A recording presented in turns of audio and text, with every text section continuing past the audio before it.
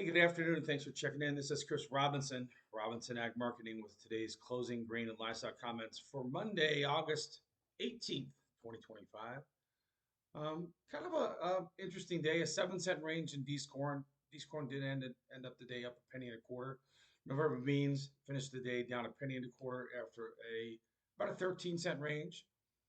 1041 and a quarter last in the beans, and 406 and a half last in new crop corn. So we've had a bounce since the really horrendous news last Tuesday from the last USDA, which saw us make contract lows in D's corn. And the nice thing was we did get a nice recovery, about a 55 cent bounce in soybeans. Been telling clients to get after it. We were worried about 970 beans. Now we are at 1040. I believe if we can get above 1050, that's going to open up the door to more short covering.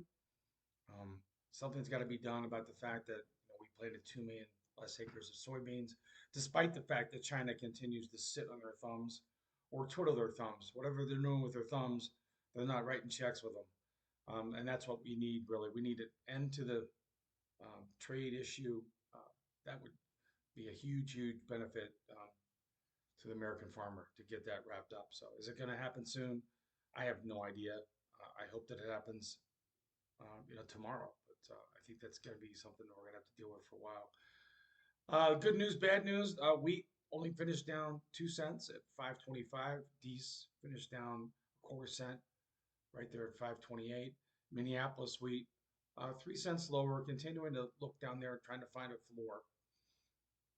In the edible oils part, we did have a bit of a pullback in canola as well as in bean oil. We'll see if that continues. You got to remember, it wasn't that long ago we were 2 year highs in canola, 18-month highs in bean oil. We had a really good rally. A lot of that was spurred by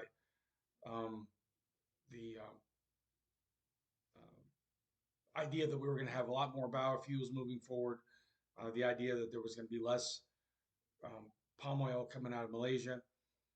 And that was just a great marketing opportunity for anybody that grew canola. We've given back about half of the rally. We'll see if we can find a floor down here, but that's something I would continue to watch if I am long canola or long bean oil. We're going to flip over here real quick to go to the livestock. Another new high. Fat cattle, October finished the day up 50 cents at 231.175. September feeder finished the day up 357 at 350.91. So we did get a new high. 350 is now under us. That opens the door to 355, which opens the door to 360. And we continue to go on these mathematical progressions that basically it's like, people are taking their best guess about where we're going to stop. It's hard to believe that we're up as much as we have been even since July. At some point, this thing's going to turn around.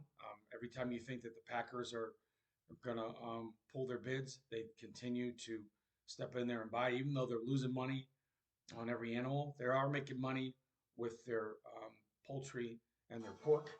So that's something to look at there. So what can I tell you?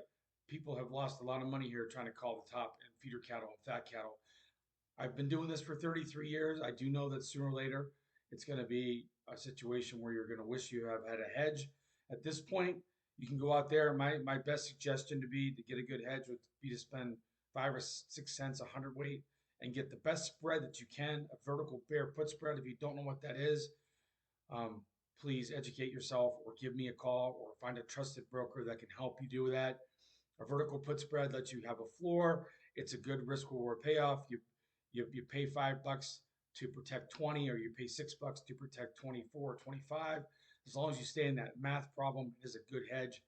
And it does let you get a decent hedge here for the eventual turn. And yeah, you will make a max of 20 cents or 25 cents, but you can re-hedge with the profits that you make. If the eventual day of reckoning comes for cattle, I think the last thing you're going to be worried about is, did I sell the high, or did I not get 100% of that first 25 or $30 move?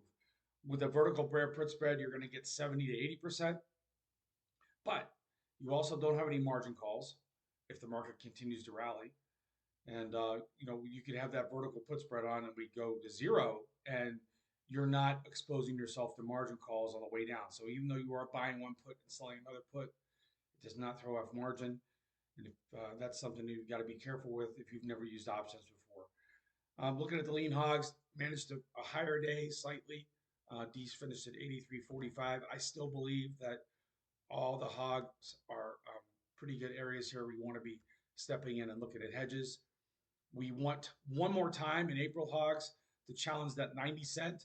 You know, I for one, I'm not in the business of calling highs, but I do know that it's nice to have an 88-cent floor if we ever go back to where we were in April when we were down at 75. So that's the way we try to approach risk management. We're not trying to call the tops. We're trying to defend revenue for the eventual time when we fall out of bed. So if you're looking for help, give me a call, 312-638-8868, Chris Robinson, Robinson Ag Marketing. You can sign up for my daily letter. I do these 2 daily podcasts every day. I also do a weekly private members only podcast where we really dig in deep to, exactly what I'm looking at, specifics with what hedges we're looking at and how we're managing them, kind of a class for someone who's trying to learn how to use options to manage risk. This is Chris Robinson. Have a great rest of the day, and thanks for listening.